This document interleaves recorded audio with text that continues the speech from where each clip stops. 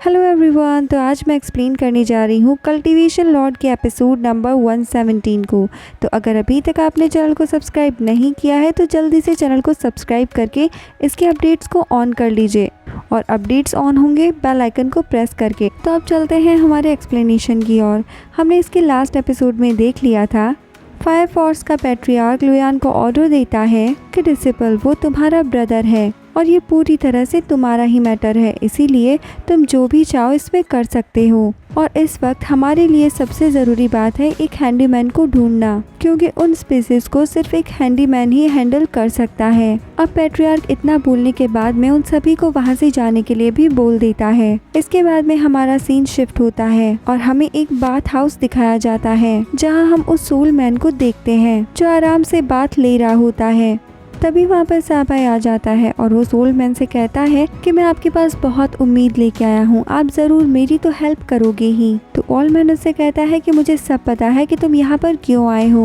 मैं ये जानता हूँ कि तुमने फायर फोर्स के साथ में पंगा ले लिया है, लेकिन मैं तुम्हें बता दूँ कि उन्हें हैंडल करना इतनी आसान और छोटी सी बात नहीं है, क्योंकि उनके पास में बहुत बड़े बड़े कल्टीवेटर्स हैं और इसी वजह से उन्हें रोक पाना बहुत मुश्किल होने वाला है और इसी वजह से मैं तुम्हारी हेल्प नहीं कर सकता और अब तुम यहाँ से चले जाओ। इतना कहने के बाद में वो ओल्ड मैन भी वहाँ से जाने लगता है, लेकिन साबाई उसे यहाँ से जाता हुआ देखकर तुरंत वहाँ बैठा लेता है और उससे रिक्वेस्ट करता है कि आप प्लीज कहीं ना जाएं। अब साबाई उससे कहता है कि ओल्ड मास्टर, मैं जानता हूँ कि उनका कल्टीवेशन हाई स्काई रियलम पे है, इसी वजह से आप उनके स्पिरिचुअल लोटस का मुकाबला नहीं कर सकते। इसके बाद हम देखते हैं कि साबाई कुछ बातें उस ओल्ड मैन के कान में कहता है और उसकी उस बात को सुनकर उस ओल्ड मैन में काफी जोश आ जाता है और उस पूल से बाहर निकलकर वो उससे कहता है कि ठीक है बच्चे, ये अपनी डील रही, और कहता है कि मैं तुम्हें बता दूं कि मैं कोर्टयार्ड को प्रोटेक्ट करूंगा। इसके बाद में हमारा सीन फिर से चेंज हो जाता है और अब सीन साओबाई के कोर्टयार्ड में आ जाता है, जहां पर साओबाई अपने सिस्टम से कुछ इक्विपमेंट्स को बाय कर रहा होता है और एक इक्विपमेंट को देख के वो कहता है कि ये काफी लाजवाब है,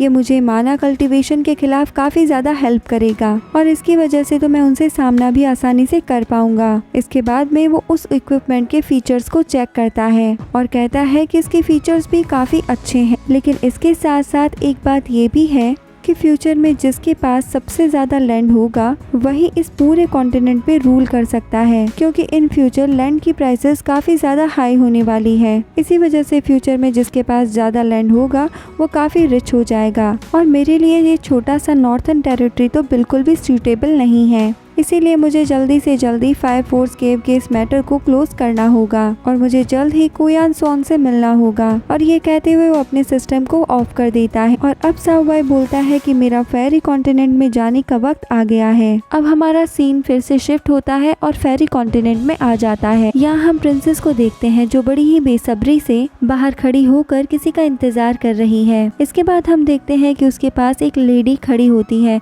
जो उससे कहती है, छोटी बच्ची तुम यहाँ पर न्यू कमर हो, क्योंकि जिस तरह से तुम यहाँ पर इंतजार कर रही हो मुझे तुम्हें देख के तो ऐसा ही लग रहा है। अब अचानक से उस लेडी डिसिपल को यहाँ पर देखकर प्रिंसेस लिंगर भी काफी घबरा जाती है और उसे घबराता हुआ देखकर वो लेडी कहती है, अरे छोटी बच्ची तुम मुझे देखकर घबराओ मत। और ऐसे ही वो लेडी कई सारी बातें करके प्रिंसेस के सामने तारीफों के पुल बांधने लगती है, लेकिन प्रिंसेस उसकी बातों को इग्नोर कर देती है और फिर से इधर उधर देखने लगती है। तभी प्रिंसेस की नज़र किसी चीज पे पड़ती है और उस चीज को देख के वो बहुत ज्यादा शॉक्ड हो जाती है। इसके बाद हमारा सीन फिर से चेंज होता है और अब हमें माउंटेन एरिया दिखाया जाता है। अब इसी माउंटेन एरिया में हम एक अजीब सी फायर बॉल को देखते हैं जो सीधा जाकर के साबाई से टकराता है, लेकिन उसके टकराने से पहले ही साबाई का प्रोटेक्शन बैरियर एक्टिवेट हो जाता है और इसी वजह से इस फायर बॉल का अटैक रुक जाता है। अब हम इस फायर बॉल को काफी ज्यादा करीब से देखते हैं, जो और कोई नहीं बल्कि एक यूनियन होता है जो एक बीस्ट के साथ मिलकर साबाई के प्रोटेक्शन बैरियर को डिस्ट्रॉय करने की कोशिश करता है, लेकिन जब वो उसको डिस्ट्रॉय नहीं कर पाता है तो वो काफी ज्यादा गुस्सा हो जाता है और अब बिना देरी किए अपनी पावर्स को रिलीज करता है और साबाई से कहता है कि साओबाई आखिरकार तुम कहाँ छुप के बैठे हो, अगर तुम में जरा सी भी हिम्मत है तो सामने आओ और मेरा मुकाबला करो, वरना तुम हार मान लो, और अगर तुम सामने नहीं आए तो मैं इस पूरे के पूरे कॉन्टिनेंट को डिस्ट्रॉय कर दूंगा। ये कहने के बाद में वो यूनियन अपनी पावर्स को रिलीज करने लग जाता है और उसकी पावर्स की वजह से वो पूरा का पूरा माउंटेन पीक हिलने लगता है, लेकिन उसकी इतनी पावर्स यूज करने के बाद साओबाई के प्रोटेक्शन बैरियर का तो वो कुछ भी नहीं बिगाड़ पाता और इस वजह से यूनियन को काफी ज्यादा गुस्सा आ रहा होता है और वो गुस्से में उस कॉन्टिनेंट पे अटैक करने ही वाला होता है। तभी उस पर उस प्रोटेक्शन बैरियर से काफी ज्यादा पावरफुल एक अटैक होता है, जिसकी वजह से वो वहाँ से बहुत दूर धकेला जाता है। लेकिन वो बीस्ट किसी तरह से अपने आप को वहाँ संभाल लेता है और वो दूर खड़ा होकर उस बैरियर को देख के सोचने लग जाता है कि इतना ज्यादा पावरफुल कैसे है और इसको कैसे हम डिस्ट्रॉय कर सकते हैं। अब वो ये सब सोच ही रहा होता है, तभी हमारा सीन फिर से चेंज हो जाता है और हम फिर अगले सीन में साओ बाई को देखते हैं, जो उस ओल्ड मैन को धक्का देकर उस मंदिर से बाहर लेकर आ रहा होता है। लेकिन उस ओल्ड मैन को धक्का देते देते साओ बाई काफी ज्यादा थक जाता है, जिसके बाद वो पीछे हटते हुए उस ओल्ड मैन से कहता है कि आप क्या कर रहे हैं, आपको पता है ना हमारे पास ज्यादा टाइम नहीं है। फर्स्ट केव में पजल अटैक हो चुका है, इसी वजह से हमें जल्द से जल्द कोई एक्शन तो लेना ही होगा। इसके बाद में यूनियन भी इन दोनों को वहाँ पे देख लेता है, जिसके बाद में वो उनसे कहता है